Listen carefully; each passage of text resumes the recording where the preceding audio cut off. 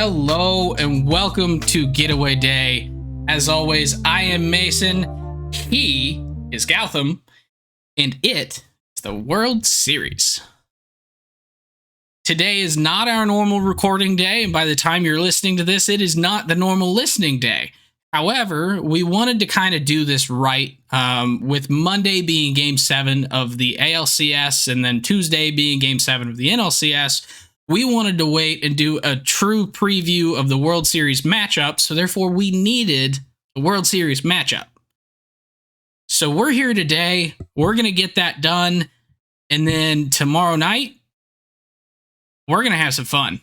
So before I get into this, Gautam, how is you? What's going on? I love your shirt. That's awesome. Thank you. Yeah, I am doing great, and really looking forward to this World Series matchup. It's not the same teams that we've seen in recent years showing back up like the Astros or the Dodgers. So you're getting what you want, Mason, right? Woo-hoo. You're happy about this matchup? I actually called this matchup, too. When did you call it? You called it a couple weeks ago. Oh, okay. I've been like pretty consistent that this was the matchup that I wanted, like for a couple weeks now. But okay, yeah. Well, here we have it, and I've been thinking through this one all day, and it's going to be a good series. I think both these teams seem like they're really well matched. Yeah, and I can't really pick a clear winner. Maybe by the end of the episode, we'll have a better idea what I think. Yeah, I think one of the things that made this the more appealing matchup to me the last like couple weeks consistently has been the fact that there's just not any one. It's not a really one-sided matchup. The Diamondbacks have their issues. The Rangers have their issues, but neither one of them is like completely out of it. I think at different points of the year, you could have said there's no shot this team's going to be in the World Series. Obviously, now turns out you were wrong. So haha in your face, not you, just whoever thought that. But yeah, like there's probably better matchups. Like there's probably better teams than both of these teams that could be here, but they're not. And this is probably the most evenly matched we have. Like, I think if it were the Astros and the Diamondbacks, it'd be a lot more lopsided. If it were the Braves and anyone, I think that would be incredibly lopsided. All right, but this is just a fun matchup because it feels fresh and it feels like they're well matched, and got to give the teams credit for playing their best baseball within this month. And look at the teams that the Diamondbacks have knocked off. They've knocked off all the juggernaut teams. The Brewers, not a juggernaut, but the Dodgers, the Braves, and the Phillies. Those are like amazing teams. Every team that has ever beaten the Brewers they in the didn't postseason. Beat the Braves. Yeah. Every team that has ever beaten the Brewers in the postseason has made it to the World Series. That's an interesting. And that holds true always, forever. Like, go back to the very beginning of the Brewers, that holds true.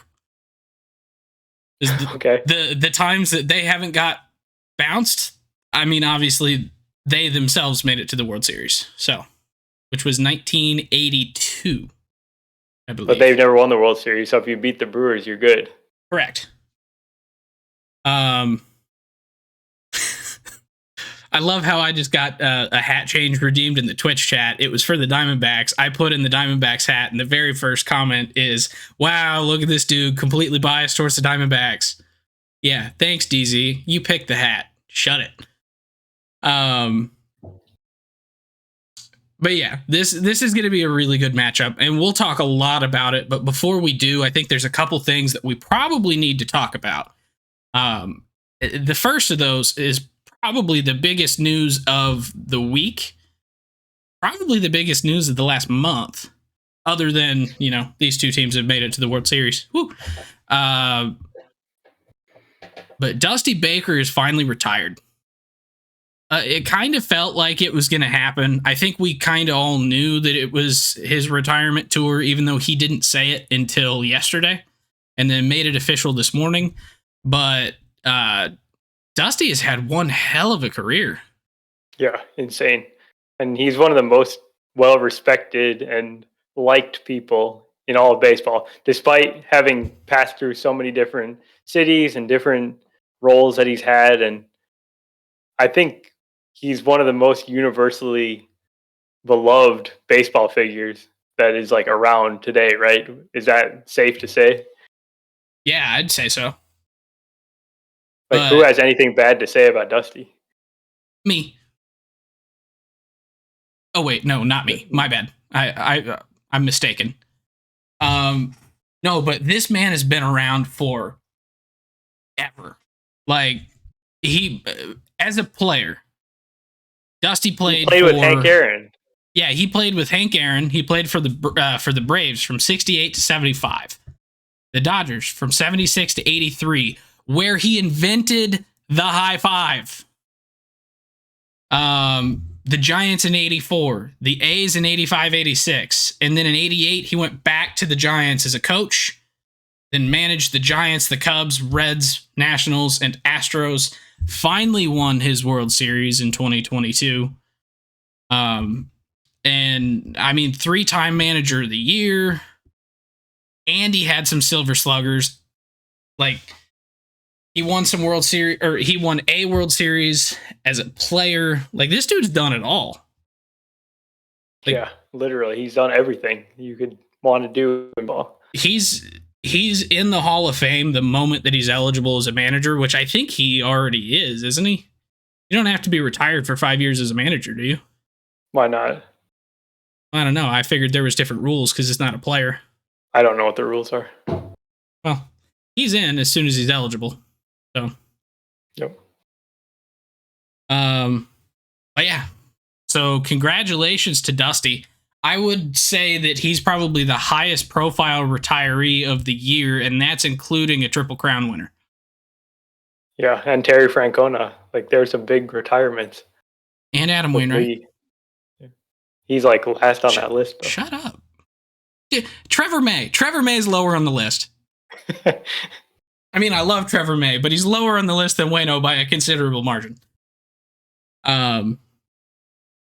All right, so Dusty is retired. Now let's talk about some guys who are getting jobs. The Red Sox have finally hired a president of baseball ops after Kim Ng declined even an interview. And 9 other people did as well. And 9 other people. That is nuts. But so they've hired Craig Breslow, who I believe you are very familiar with. Yeah, so Craig Breslow is the guy that basically took the Cubs from a team that could not develop pitchers into a team that is now a strength of the team. And they've been churning out tons of good pitchers and doing a great job with their whole pitching infrastructure over the last couple of years here, really since about 2019. There was like a complete organizational shift, and Breslow was leading the charge on the pitching side.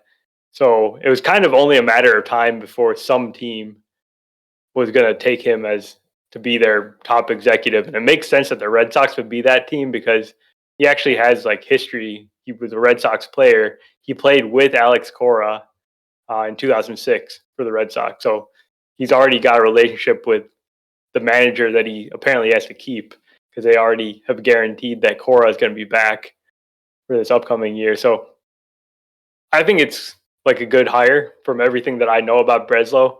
Obviously, it's a risky hire. It's not getting a well-known, already done this GM like they did with like Dombrowski, for example. So they're basically going from a first-time GM or first-time top guy in Chaim Bloom to a first-time guy in Craig Breslow. So they didn't really swing the other way and go with the experienced dude. But we'll see. It sounds like that might not have been their choice. What do you mean? If 9 people refused to interview. Yeah, but I don't think that you can't hold that against Breslow. Like, no, not at all. He's not like a bad candidate just because other people said no. Oh, I mean, so there's not really bad candidates for any of these jobs. There's only 30 jobs, period. So there's plenty of good candidates that could probably do a good job. I'm sure there's guys down at like even the collegiate level who would be good at some of these various positions. Maybe not at the big boss, like right off the bat, but it's like for each and every job, there's only 30 of them. So you've got what, 350 million people in the United States? And probably 200 million of those are adults. Like, I'm sure there's more than 30 well-qualified people for those jobs. So, like, he's definitely not a bad candidate just from the standpoint of they didn't swing back to someone who's been there, done that. Because there's only 30, there's not all that many that have been there, done that. And if all of them kind of declined to interview, kind of hard to swing that way. So, as far as managers are concerned, because those are the posts that most of us see. One of the positions has already been locked up, and that is for the San Francisco Giants. Bob Melvin was given permission to interview with the Giants from the Padres. He ended up getting that job. They signed both him and extended Farhan Zaidi through 2026, I believe. Yep. So they'll both be there for a couple more years, which means that there's now an opening over in San Diego. Yeah. Padres manager is like defense against a dark arts teacher or something. Like, it's getting crazy. AJ Preller has now had 5 different managers fired or removed from their duties. So another go around. It sounds like it might come internally. Might be Mike Schilt. Might be someone else from the organization. Yeah, it's really odd to me that a guy as well respected as Bob Melvin kind of came in, was there for 2 years, and just had creative disagreements, I think is maybe the polite way to say it. I mean, by the end of the year, it was becoming very apparent that they did not get along, and they have very, very different styles of doing things, and it just was not a good fit. So, I mean, good for Melvin. Like, he's probably going to get along a lot better with someone who's not AJ Preller. Yeah. Yeah. So it does kind of feel like Mike Schilt fits that organization. Like, from what I can tell, AJ Preller is a little bit more along the lines of I don't want to say he's the same, because he's definitely not. But kind of like the way that the Cardinals front office is, it kind of feels like Preller has similar tendencies, I guess. And so a guy who's not like a very vocal, this is how how we should probably do it, I'm the guy on the field making the decisions, kind of feels like a guy that Preller would want. So that's kind of what Schilt is. Like, Schilt is a very analytics-based, but work with the front office for the on-field decisions, whereas I think Bob Melvin's used to kind of working on his own. Yeah, I guess I'm not sure about Schilt and analytics, but... Well, I don't think Schilt himself is good at the analytics. I thought that was the issue with him with the Cardinals front office. Yeah, but he's... Yes. So I don't actually... Now that you're saying that, it doesn't make any sense that he would work well with AJ Preller, who's the analytics guy.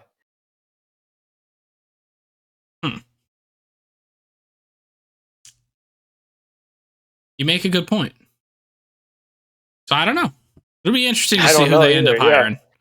And firing. It feels like it feels like they're in for probably a first-time manager. But we'll see.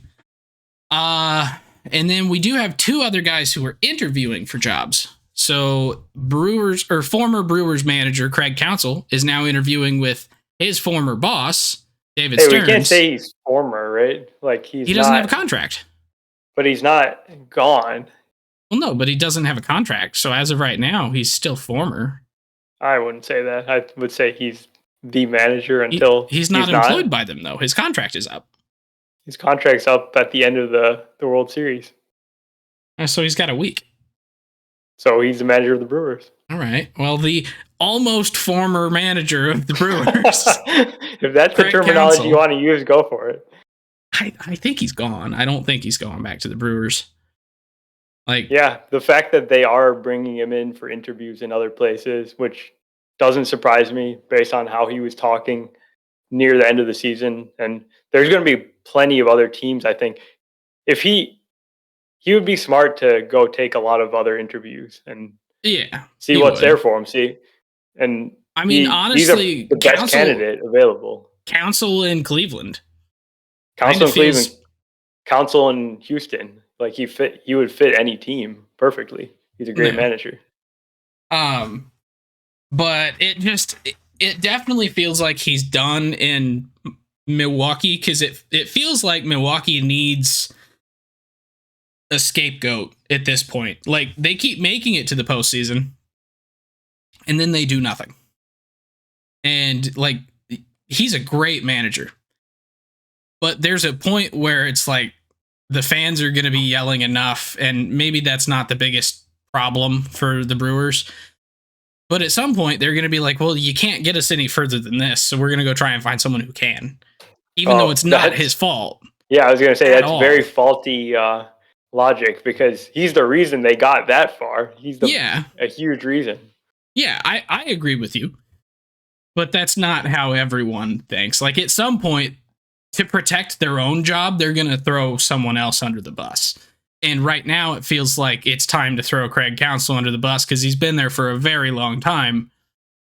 So let's move on, see if someone else can shine this turd up a little bit more.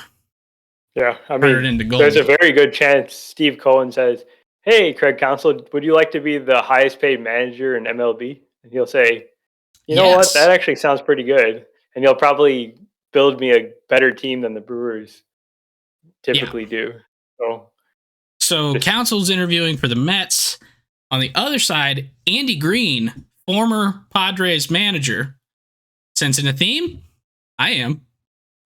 Bob Melvin, Andy Green. He's interviewing for the Cleveland Indians job. So I feel like a lot of these managers that were first-time managers, doesn't work out or whatever. That's generally the case, right? For a first-time manager, they'll inherit a bad situation, so they have a more difficult time actually succeeding in their first role. And then a lot of times that first-time manager never even gets another shot at it if they don't succeed. So it'll be interesting if a guy like Andy Green gets another job, becomes the Guardians manager. Will he be more successful after a couple of years as the second-hand man to David Ross with the Cubs, and he's had the managerial experience as well. Probably he'll be better the second time around. Yeah. Are there any other managerial positions or anything that you've heard any rumors about? Those are the big ones that I've heard.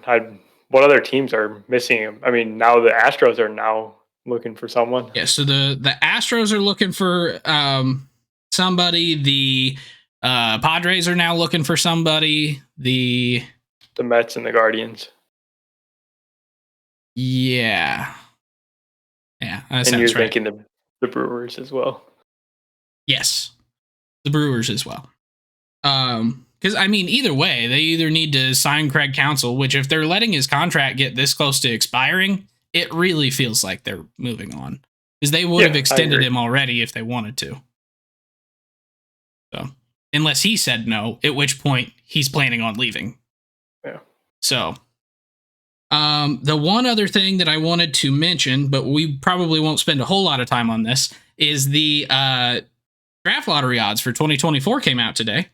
And the thing that I find interesting is that basically every team after the White Sox has bumped up a little bit in their odds for the lottery pick, because I didn't realize this, but the Washington Nationals are actually ineligible for a lottery pick this year. Why is that? So they pay into profit sharing, right? Okay. Teams that pay into profit sharing can only be in the lottery, or can only be picked in the lottery one year, and then they aren't eligible the next year. For teams that get money from revenue sharing, they get 2 and then they're ineligible. So if the A's, I think the A's were in the lottery last year, right? Probably. But if them or like the Pirates or someone like that ends up getting picked in the lottery in the top, was it 8 picks or 3 picks? It's 3. 3? Well, I don't know, actually. Maybe it's 8. Yeah. I think it's... I know the top 3 have the chance at the number 1 pick.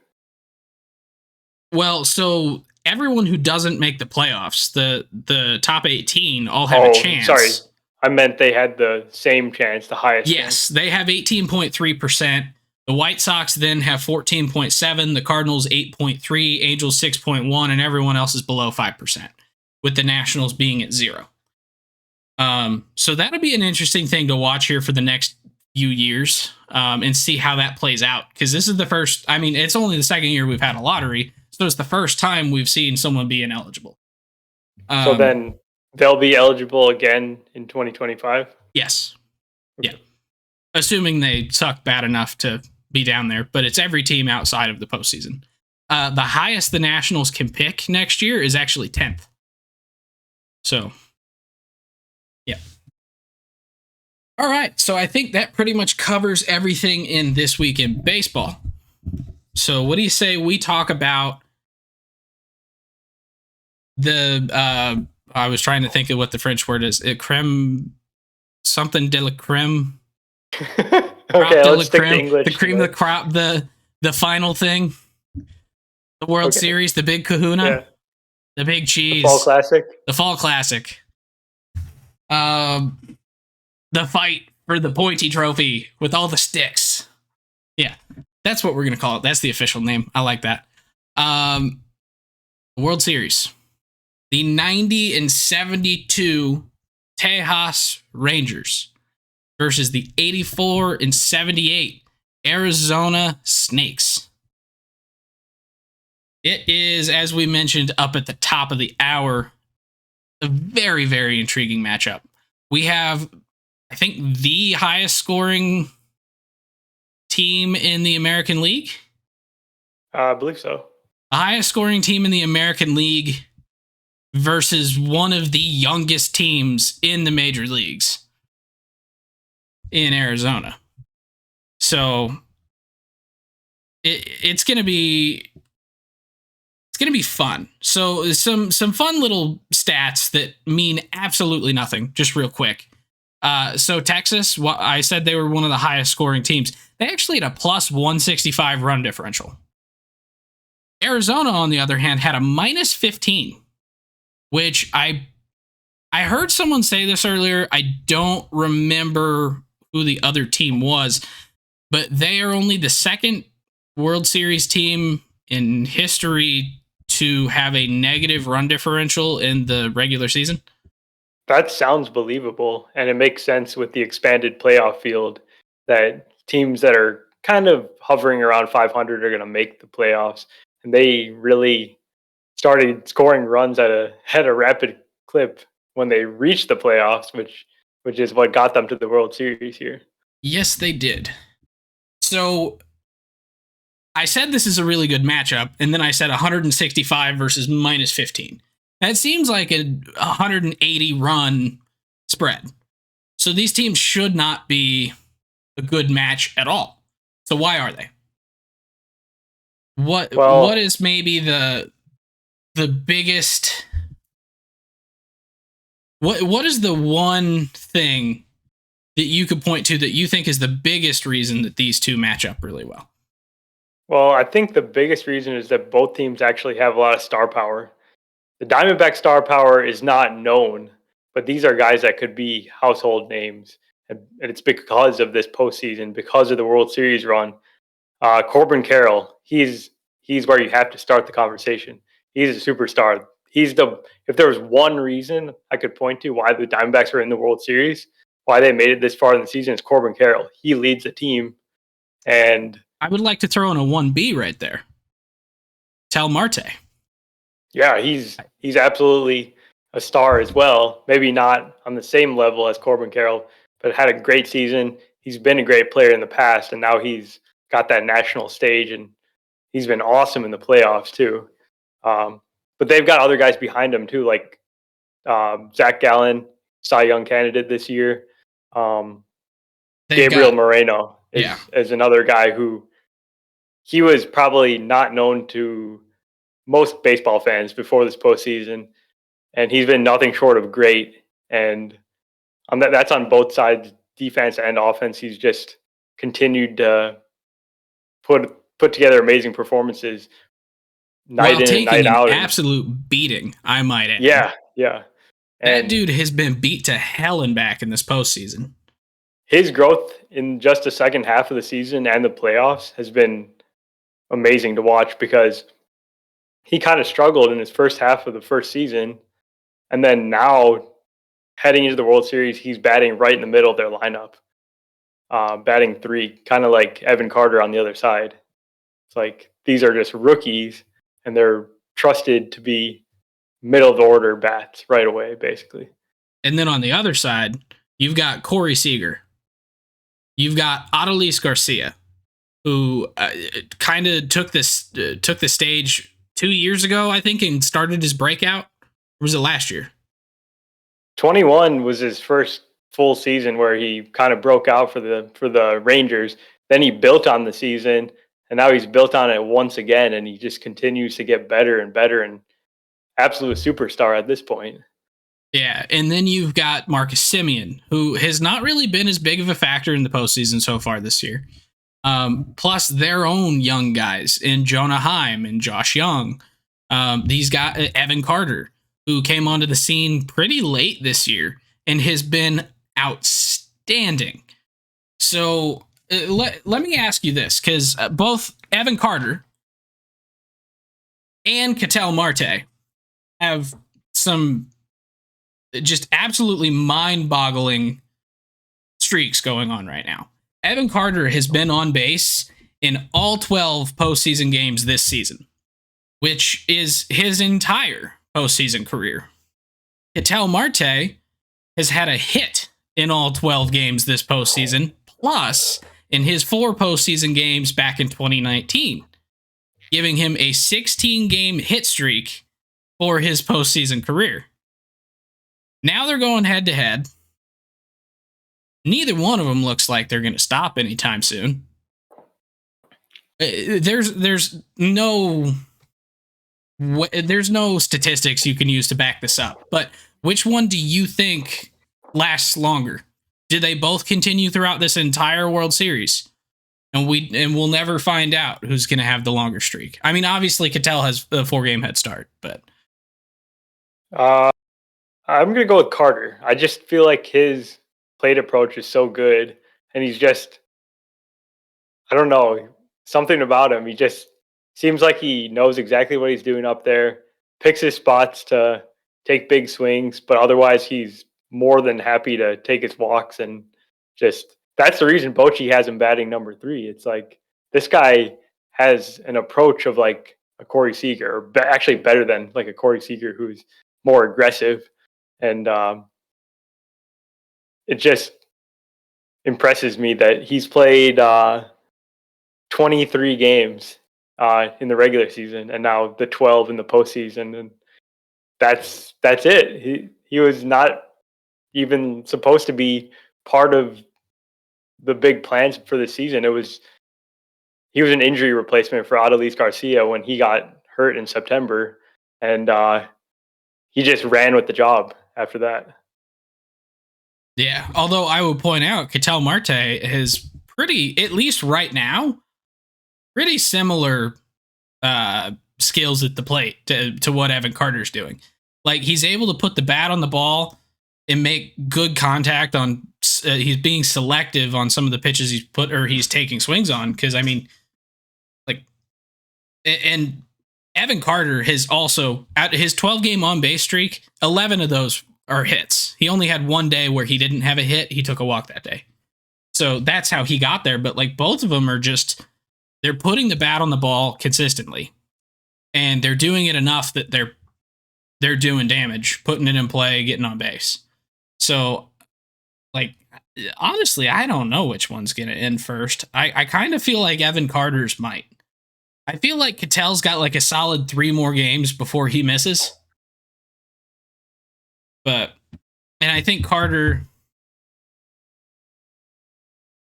if Carter can get through Gallen, I think he'll continue his streak through the World Series. So we'll see tomorrow. If he gets through tomorrow, I think he's just going to be on base every game of the World Series. But, all right. So we've kind of talked about some of the similarities here, just as far as star power goes. What's maybe the biggest difference between these two teams?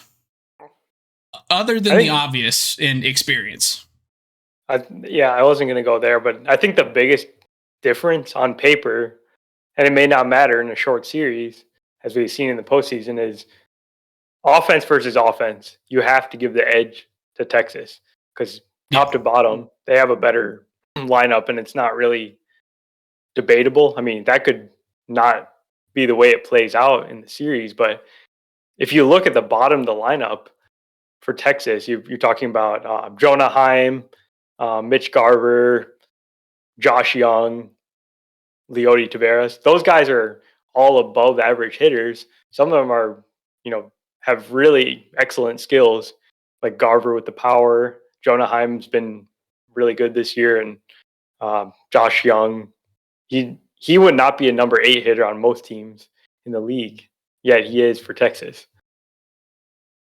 Yeah. Meanwhile, Arizona, they've kind of got a little bit of a weaker bottom of the lineup. It's not terrible, but it's guys like Geraldo Perdomo. Who else am I missing? Longoria. I wouldn't say that they're like above average at the very bottom of the lineup, and that's fine. You can get away with that because they do have a strong top 5.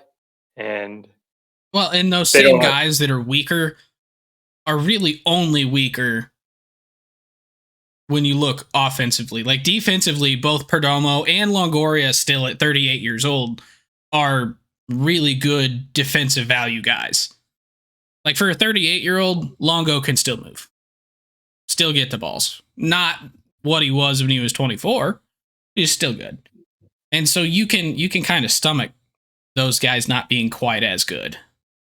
Like, not saying that Corey Seager and Josh Young are not good defensively at third and short either. I'm just that these guys are not complete liabilities to your baseball team.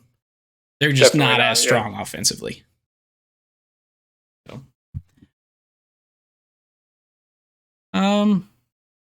So the bottom of the order, I think for me, the biggest mismatch might actually be in the bullpen. Really? I think yes. And the reason that I say that is at least what we've seen here in the postseason so far. It seems like Arizona has like 5, almost 6 guys that they can go to and get outs. They've got Paul Sewald. They've got Kevin Ginkel. They've got Andrew Salfrank. I wouldn't say Joe Mantiply, but technically he's there. Ryan Nelson. Ryan Thompson. Like, there's 5 guys right there, and then they've turned to Joe Mantiply a couple times, even though he's been a bit rockier. They've got 5 or 6 guys they trust, they believe in, and they've shown up in the postseason, and that's part of why they're here. Meanwhile, you look at Texas, and Texas really only has 3 guys. And it's really not even 3 guys. It's really 2.5 guys, because I don't think Bochy really has that much trust in Chapman. He just has to go to another guy. Yeah, but, the thing that makes it weird to me is that Chapman's always the middle guy. Like, he starts out with Sabors, and then he goes Chapman, and then he goes to Leclerc. And if they end up somehow getting through 7 and they just need 2 guys, he still goes Chapman and then Leclerc. Sometimes it switches, though. One game, Chapman didn't pitch and he was going to pitch like the ninth, but he didn't pitch in that game for whatever reason. But I think Spores is the trusted guy. He comes in the most high leverage position, and it's usually earlier on in the game. Yeah. And then the other two guys, and they've asked Leclerc to go and pitch more than 3 outs a lot of times, and it's mostly gone well. He has to mop up whatever Chapman can't get and then finish his inning. And he's pitched in 10 of 12 games so far this postseason. He did not pitch in games 3 and 4 against Houston, but he's pitched in every other game. And I assume that's going to continue. It's going to Spores and Leclerc, I would assume, get into almost all the games in the series. They're in 2016 Aroldis territory, aren't they? Yeah, and like Brandon Morrow in 2016 in the NLCS, where he pitched all 7 games. So how long can those guys continue to be the only options and pitch every day and be able to hold it together? Can they go 7 games if it comes to it? It's not a choice. You know, they're going to be out there. But yeah. So we're going to find out if they hold up. They have to this point. They had the one blow up where Altuve hit the go-ahead home run off Leclerc.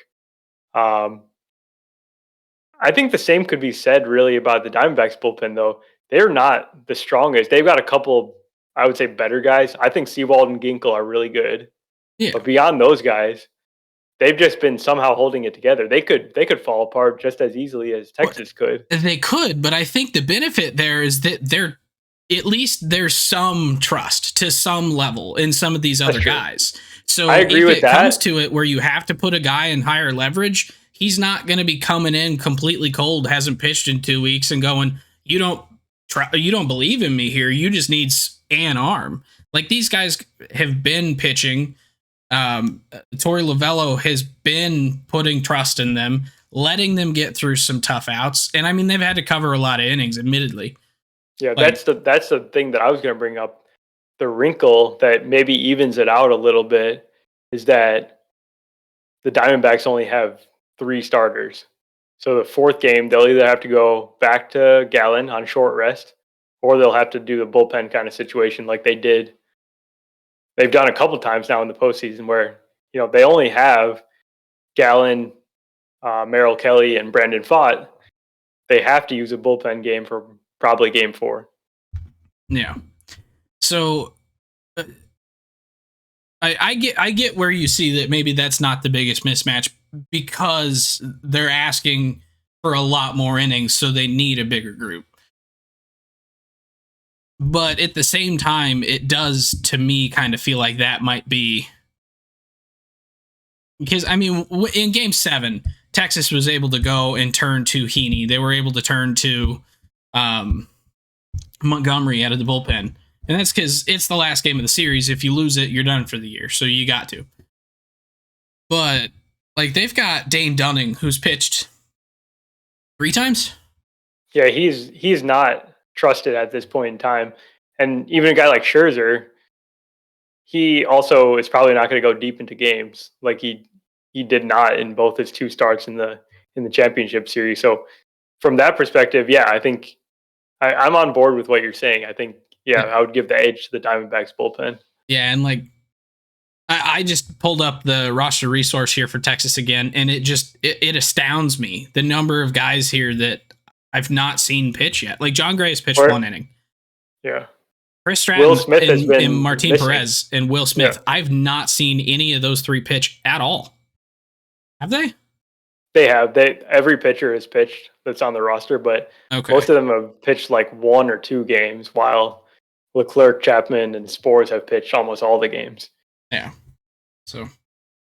And the one thing I think we should transition here to the starting pitching and say the Texas starting pitching has done a great job going deep into games, so they are able to basically skip over the bridge to Spores. They can go right to Spores when the starter comes out, and that's been a huge key to their success and not having so many innings to cover when their 2 top pitchers in Montgomery and Evaldi pitch.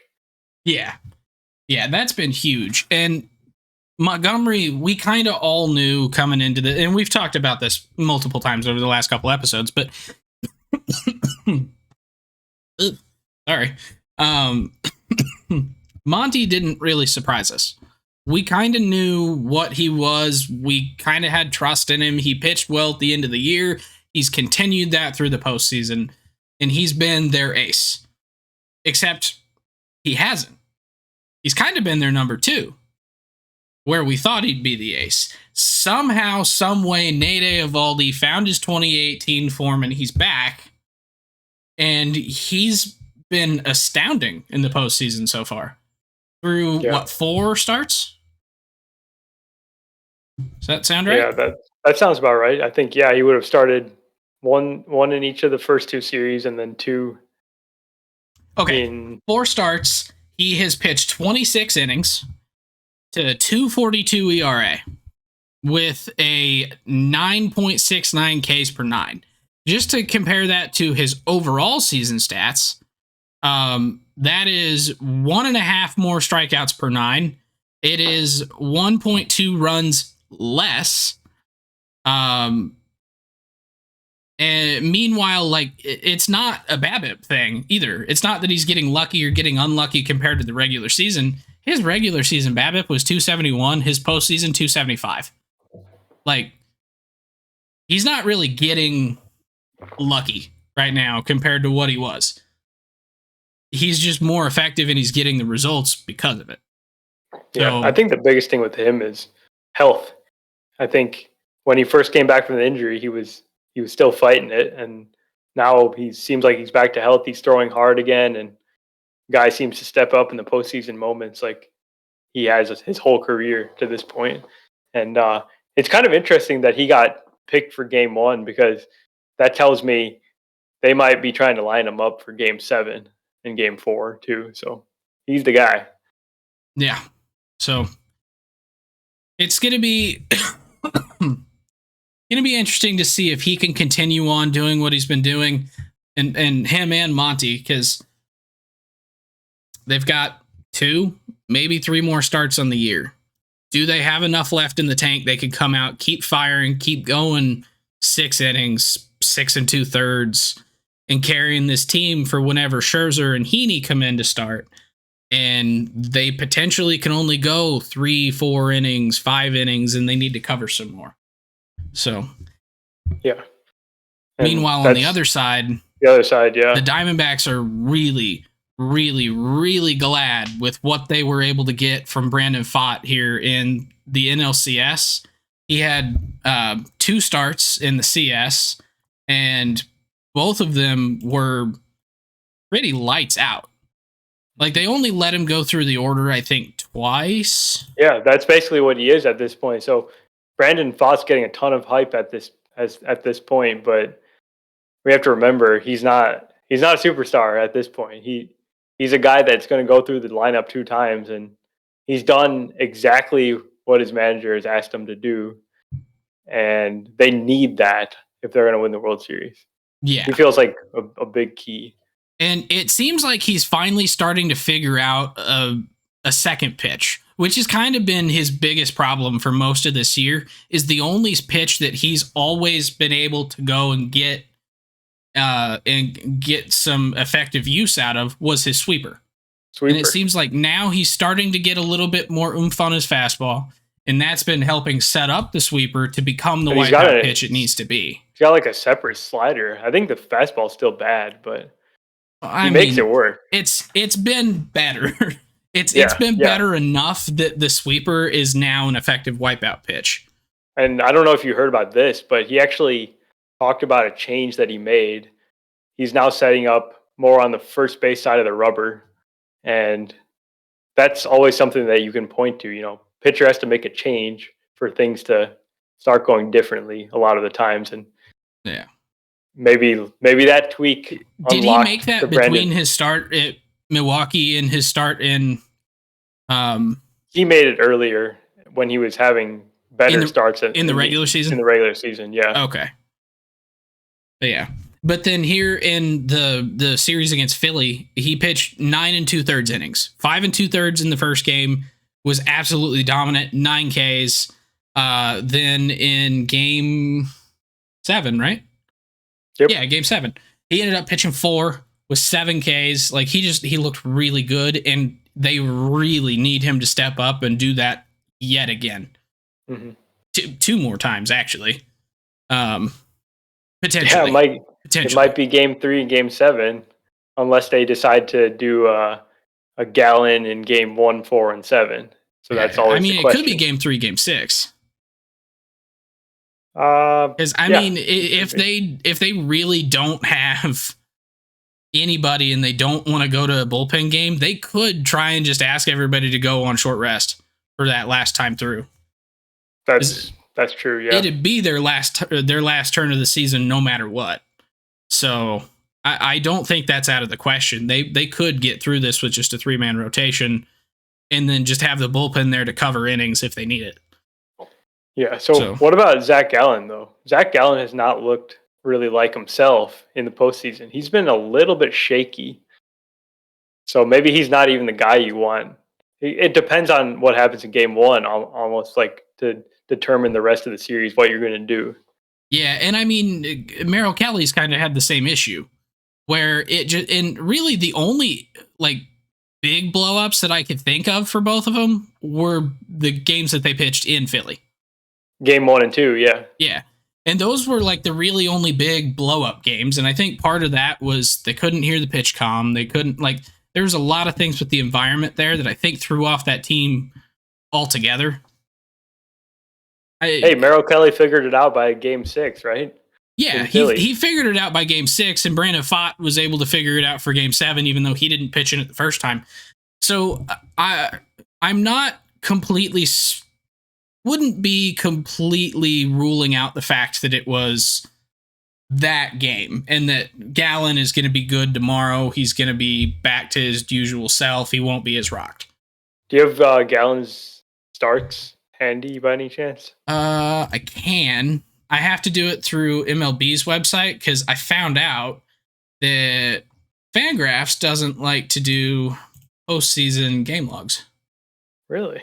Yeah. I got it here on ESPN. So his starts have all been a little rocky. So he gave up 2 and 6 innings against the Brewers, 2 and 5 1/3 against the Dodgers. The bad start against the Phillies, where he gave up 5 and 3 home runs in 5 innings. And then even this last start, he did give up 4 runs in 6 innings. So I would say what I said earlier, that, it's been a little shaky. It hasn't been the regular season Gallen to this point. Yeah, that's fair. But that regular season Gallen is still in there somewhere. Oh, yeah, absolutely. He could definitely be there for game 1. So, but yeah, it's a lot of this is going to hinge on how much as it always does, it's going to hinge on how much can the 3 starters that Arizona has hold together versus how much can Texas's bullpen hold together. And whichever one crumbles first, that's the team that loses. I do think there's something to it with the offensive side where, you see more consistent offensive numbers from Texas than you do from Arizona. But when Arizona's hot, and right now they are hot, they seem to hit pretty darn well. And they hit really well in the clutch situations when it seems like they're down and they're completely out of it. They seem to be able to put together rallies. Here in the last 2 games of the series against Philly, they kind of remembered that they need to play their version of baseball and not their opponent's version. They started stealing bases. They started just kind of running wild. And I think it gave them a little bit more of that swagger back that helped them get to scoring some runs and being able to win those last 2 games in Philly. If they can keep doing that here in Texas, I think that this is going to be a really good matchup, even if the pitching for both sides kind of falters a bit. Because I think both sides will be able to score runs. One of them is going to be with the long ball.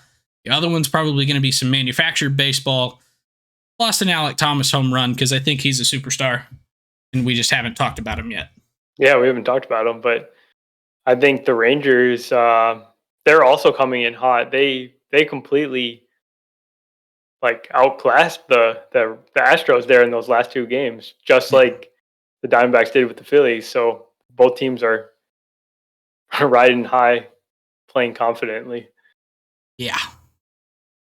So, I just real quick, I kind of want to take a look at a few minor things that could potentially affect the games. I don't think it's going to swing it majorly one way or the other, but just some things to look out for as these games go through. And that is the umpires and how the stadiums play. Because those are two things that I think people forget do play a factor in these games. I mean, we hear about the umps when they make bad calls. This is the World Series. So you would think that Major League Baseball is going to put the best umpires on the biggest stage, right? I think they do, right? It's part of the criteria for how they're selected. Yeah. So performance. Some of the guys that we have in this World Series, which you'll recognize a few names, that's probably not a great thing. You won't recognize others. That's probably a really good thing. Crew chief, Bill Miller. You got game 1, home plate ump, DJ Rayburn. Game 2, Quinn Wolcott. 3, Alfonso Marquez. David Rackley, Brian Knight, Vic Carapazza. And then game 7 would be Bill Miller if it comes down to it. A lot of these guys do have their own little tendency. Tendencies. For the most part, we do have some pretty neutral umps. And when I say neutral, I'm looking at the umpire ERA. So what is the ERA or earned runs per 27 outs for each of these umpires in games that they call behind the plate? There's 92 total umps. So the first, would that be 22 basically, are going to be, or, well, I guess you cut it in 5. So basically the first 18 with the lowest ERA, those are going to be the ones that favor pitchers the most. Then you've got kind of your second tier that favor them a bit, your neutral guys, your hitter friendly, and your really hitter friendlies. We have 3 guys out of the first 4 games that all fall into this neutral category where they're kind of in the middle as far as ERA. So they don't always favor the pitchers. They don't always favor the batters. Those are DJ Rayburn, Quinn Wolcott, and David Rackley. We also have 3 guys that are kind of on the farthest ends. We actually have the 2 farthest out. Bill Miller is the most pitcher-friendly umpire in the league with a 4.09 ERA. Meanwhile, Alfonso Marquez is the most hitter-friendly umpire in the league with a 4.4 ERA. That's interesting that it's those 2 games because let's say game 3 and game 7 have the same starting pitchers, maybe Max Scherzer and Brandon Pfaadt. So yep. We'll see how that plays out. And they are also in different home parks. Yeah. So that's something. Yeah. This makes me think, like, I like what you did here. It's an interesting analysis with the ERAs, but what if Alfonso Marquez got a lot of Brandon Pfaadt in the regular season starts that inflate his umpire ERA? So I haven't been able to look at all the games that he's called, but I've heard some stories about some games that he's called in the American League East. He's an infuriating umpire. So, yeah, I can believe it. Yeah. So it's going to be really interesting to see if the umpires have an effect on on these games. And then the other thing is the stadiums, and the 2 stadiums are quite a bit different. Globe Life Field, kind of a more hitter friendly park. Is that fair to say? Yeah, I'd say so. I think it seems like it's played pretty well for hitters, especially for home runs in its few years of existence. Meanwhile, Arizona is, I don't want to say like in a really pitcher-friendly park, but it's definitely not a hitter-friendly park. Yeah, I think it's safe to say that it's kind of pitcher-friendly at this point, especially compared to what it used to be. Yeah, it's a huge outfield, and I don't know how much, like, so with park factors, when they're building those, is it like the number of things that land for hits? So does the outfield or like the outfielders affected at all? In terms of like Because like having a Corbin Carroll and an Alec Thomas that can get to every ball in the world. No, I think those are kind of washed out in the park factor. They're independent of defenders. Okay, just because it's weird to me how it can play different from year to year. So I didn't know if that was part of it. But yeah, so Arizona is more of a pitcher friendly park. Texas is more of a hitter friendly park. And the other thing is the atmosphere there. If you watched the NLCS, you probably saw Philly. They kept showing the noise meter, and it was pretty much always at 100 decibels or more. When things got wild, it would be like 111 on the Bryce home run, and it was loud. And then it went to Arizona, and it looked like Arizona was empty. And turns out there were a lot of Philly fans that were buying tickets to not go to the game just so that it would be empty. I didn't realize that was a thing, but that was the thing. Seems like an odd strategy. Well, why not just go to the baseball game? The ticket prices were so cheap and they just didn't fly all the way out there. Oh, yeah. So they bought tickets so that other people couldn't have them. Oh, okay. But Arizona has sold out all 3 of their games already. And they have 48,500 seats in their stadium. It is one of the biggest in the major leagues. So if that's sold out, that's going to be loud. Like, even if it's like the whole crowd's just murmuring, it's going to be loud. So, meanwhile, Texas is a pretty small stadium, only holds 40,000. There could be an argument made that maybe the Diamondbacks have the bigger home field advantage, even though it's only 3 games. If they could go in there and that crowd can kind of keep Texas from being able to communicate and they can't figure out their game plan, it could help Arizona win those 3 games. You win 3, you only have to win 1 elsewhere.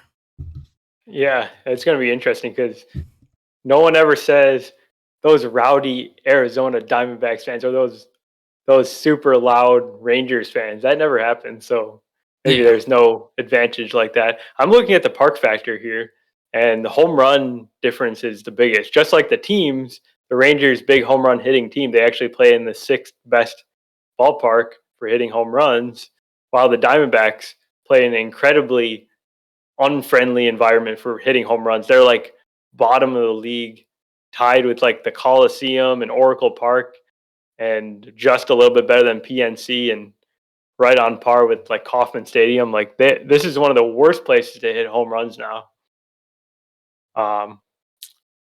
So maybe that's a little bit of an explanation for kind of the style that the Diamondbacks play. Obviously, it's personnel related. They've got a lot of fast and not necessarily power first guys on their team, and maybe that plays well for their ballpark, which is good for doubles and triples. Yeah.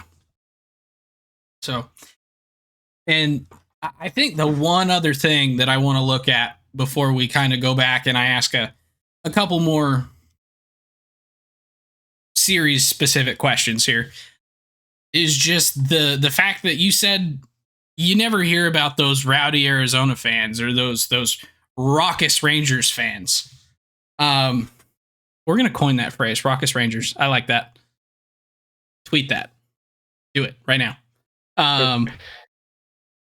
But you got to remember, these are not fans that get to see this often. So going back, Texas has not been to a World Series since 2011. They went to back-to-back in 10 and 11, and then they haven't really had a whole lot of appearances otherwise. I don't think Texas has ever won a World Series, right? I believe that is true. So, and the franchise exists back to 1961 when they were the Washington Senators. They came to Arlington in, I believe, 1972. And since then, their fan base has not had too many opportunities to go and show up and root on their team at the biggest stage. So I would not be shocked if they did and it was loud, because this is important to them. They haven't seen this. The last time that they did, it went to Game 7, and it was not what they wanted to happen. I was very happy. Rangers fans were not. But it's even kind of worse for Arizona. Arizona, even though they only came into existence in 98, they're a very young team, not had a whole lot of success. They at least won the World Series. Early on, 3 years into their existence, they went to the World Series where they played the Yankees. They won on a big Luis Gonzalez walk-off in Game 7. And they got a taste of what it's like to win. And then they sucked forever. I think 2007, they made it to the NLCS, played against the Rockies, who ended up going on to the World Series to get swept by the Boston Red Sox. Yes, that is correct. Yeah. But they haven't been anywhere close to a World Series since. They've already sold out their stadium for 3 games. I would expect them to show up and be loud. They're going to be into it. No matter which team wins this is a big darn deal. Because they don't get this often. So, and really, those cities don't really get much as far as like good sports anyway. Like the Cardinals won the Super Bowl in 2009. But other than that, like Phoenix hasn't won recently, have they? Or did they win 2 years ago? The Suns. Sorry, Phoenix Suns. I don't know. I don't remember. But then over in Dallas, like Cowboys haven't won anything in a long time. No matter what Cowboys fans tell you, they're really not that good of a franchise. Hey, they're a very valuable franchise. They're valuable. I don't know that I'd say they're good. Yeah, probably not. If either one of these cities can win a championship, it's going to be huge. So I think this is a really important World Series, and it is really nice to go into it knowing that someone is getting something that they've waited, for some of them, their entire lives to see. So, and that was my little rant about how this is an important World Series. You got anything on that before I go back and actually ask you a couple specific pointed questions? No, go for it. Shoot. All right. World Series. We always have someone who seems to come out of the woodwork and be a hero. In 2016, it was Matt Caesar's jockstrap. In 2011, it was David Freese. In 2018, I'd say Nate Eovaldi wasn't really or Steve Pearce, I guess, in 2018. Maybe not the most out of the woodwork guy, but you get what I mean. There's some guys who have been underperforming here so far in the postseason. Haven't really done much. Which one of them do you think is going to have the biggest impact in the World Series? I'm going to go with my guy, Tommy Pham, who's been having a struggling postseason, but I feel like he is going to have some big moment in this series. I don't know what it's going to be, but he's going to do it because he's just going to do it. I don't know. So I feel you. Tommy Pham's not my guy, but my guy is kind of similar, I think. And that is Nathaniel Lowe. Oh, wow. That is really the last guy I was expecting you to say, but that's the point of the question. He's not had a great postseason. He's hitting 224 through 52 postseason plate appearances. That's 11 for 49. There we go. He had a home run, right, in Game 7? Yes, he does have 3 home runs on the postseason, but he's kind of been a non-factor. And this Rangers team can hit. I think it might require them to hit to win this series.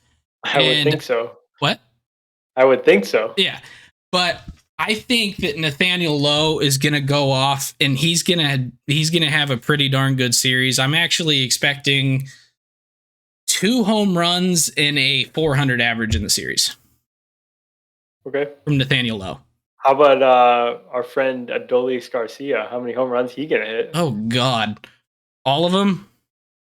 All of them. Every like plate that. appearance. That works. That'll Honestly, probably at help this them point, win it the World feels Series. like that, doesn't it? Yeah, it really does. 5 home runs in the last series. Yeah. 4 home runs in the last 4 games. Amazing stuff. And a very well-deserved ALCS MVP. Yeah. So, all right. What about a pitcher? You got a pitcher that you think is just going to come out of the woodwork?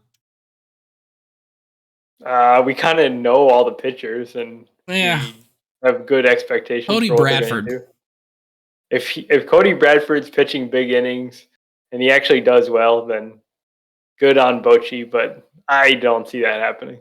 Yeah. The question was more geared towards hitters because kind of made sense. I don't think can you think the last time a World Series MVP was a reliever? No, can you? No. Has that ever happened? I don't know. Has a reliever ever won like a important award? I feel like there were like a couple of relievers that won like. There's been Cy Young relievers. Cy Youngs, yeah. So in theory, they could win a World Series MVP. Yeah, maybe like Mariano Rivera, but I don't recall. You got a pick? Yeah, it was actually my next question. Is you got a pick? I'm going with the Diamondbacks. I don't know why. I'm just feeling the Diamondbacks today. That could probably change by tomorrow, but I'm going Diamondbacks in 7.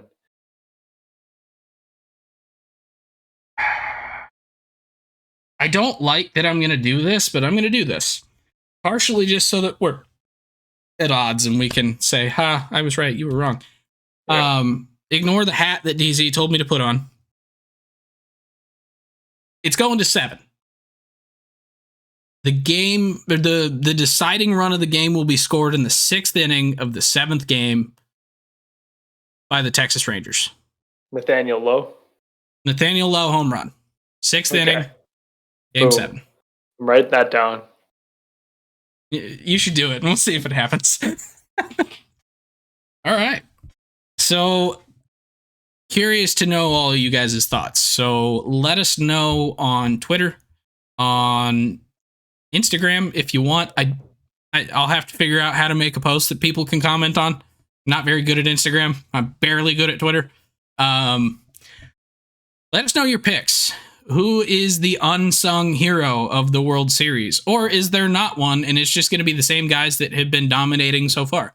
I wouldn't be shocked if it just continued being Adolis, Evan Carter, and Corey Seager, right? Corey Seager, Ketel Marte, Corbin Carroll, Gabby Moreno. Yeah. Like, I wouldn't be surprised. But if a guy like Longo comes out and goes on a tear and then just retires after the series when he gets his ring and hit 4 World Series home runs, that'd be great. That'd be amazing. Let us know your thoughts through the social medias at Getaway Day Pod. Mookie will be making a very important World Series pick tomorrow on TikTok. Gonna have to figure out how to do that. I might have my parents help me do that because they're gonna be here this weekend. And I think that's really all we got for you tonight. So we will be back next week. Probably not Monday. Maybe Monday. I don't know. We'll figure it out. We'll let you know on Twitter, so make sure to follow us there. Have a great rest of your evening and have a fun World Series. If you enjoy the podcast, please subscribe on your favorite podcasting app or YouTube to make sure you don't miss any future episodes. Join the conversation on Facebook, Twitter, Instagram, and TikTok at Getaway Day Pod. If you enjoy card collecting, check out our sister YouTube channel at Getaway Day Cards.